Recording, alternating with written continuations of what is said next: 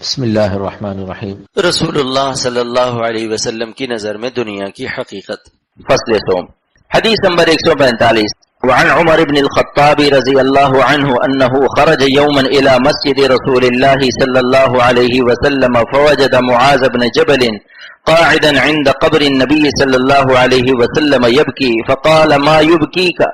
قال يبكيني شيء سمعته من رسول الله صلی اللہ علیہ وسلم سمعت رسول الله صلى الله عليه وسلم يقول إن يسير الرياء شرك ومن عاد لله وليا فقد بارز الله بالمحاربة إن الله يحب الأبرار الأتقياء الأخفياء الذين إذا غابوا لم يتفقدوا وإن حذروا لم يدعوا ولم يقربوا قلوبهم مصابيح الهدى يخرجون من كل غبراء مظلمة رواه ابن ماجه والبيهقي في شعب الإيمان۔ ترجمہ حضرت عمر ابن خطاب رضی اللہ تعالیٰ عنہ سے روایت ہے کہ وہ ایک روز مسجد نبوی کی طرف گئے تو دیکھا معاذ بن جبل رضی اللہ تعالیٰ عنہ نبی کریم صلی اللہ تعالیٰ علیہ وسلم کی قبر کے پاس بیٹھے ہوئے رو رہے ہیں۔ حضرت عمر رضی اللہ تعالیٰ عنہ نے پوچھا معاذ کون سی چیز تم کو رلا رہی ہے؟ معاذ رضی اللہ تعالیٰ عنہ نے کہا کہ مجھ کو وہ بات رلا رہی ہے جس کو میں نے رسول اللہ صلی اللہ تعالیٰ علیہ وسلم سے سنا ہے۔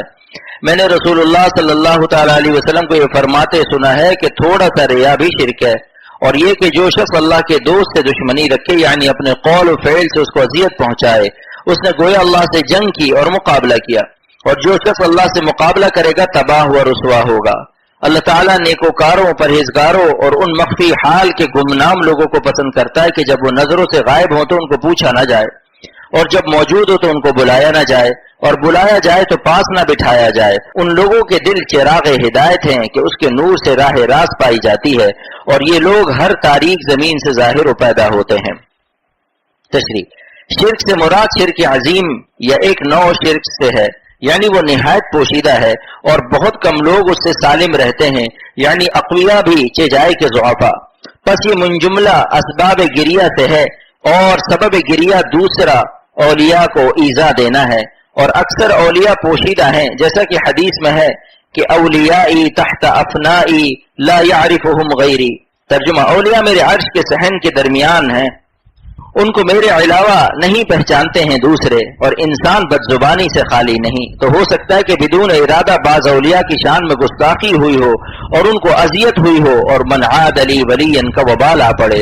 اور بزرگوں نے فرمایا کہ دیندار وہ ہے جو حق تعالیٰ کے احکام کی عظمت کو پہچانے اور خلق خدا پر شفقت کرے، اور شرک جلی و خفی اور تمام ممنوعات سے پرہیز کرے۔ بعض مقبول بندے ایسے پوشیدہ ہیں کہ وہ پریشان بال و حال ہیں۔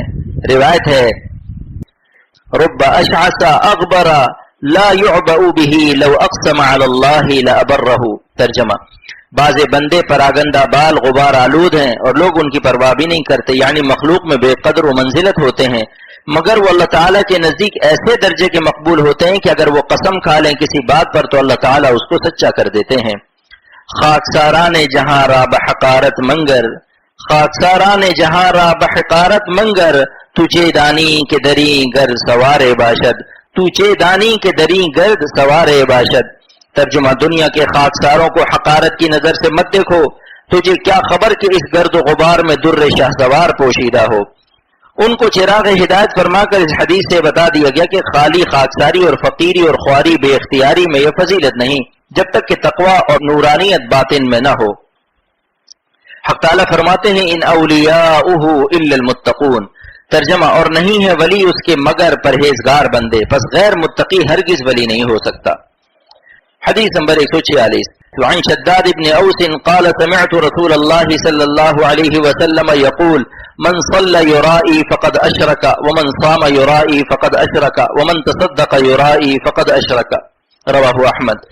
ترجمہ: حضرت شداد بن اوس رضی اللہ تعالیٰ عنہ سے روایت ہے کہ میں نے رسول اللہ صلی اللہ تعالیٰ علیہ وسلم سے سنا کہ فرماتے تھے کہ جس نے نماز پڑھی دکھانے کے لیے اس نے شرک کیا، اور جس نے روزہ رکھا دکھانے کے لیے اس نے شرک کیا، اور جس نے خیرات کیا دکھانے کے لیے اس نے شرک کیا۔ نقل کیا اس کو احمد نے۔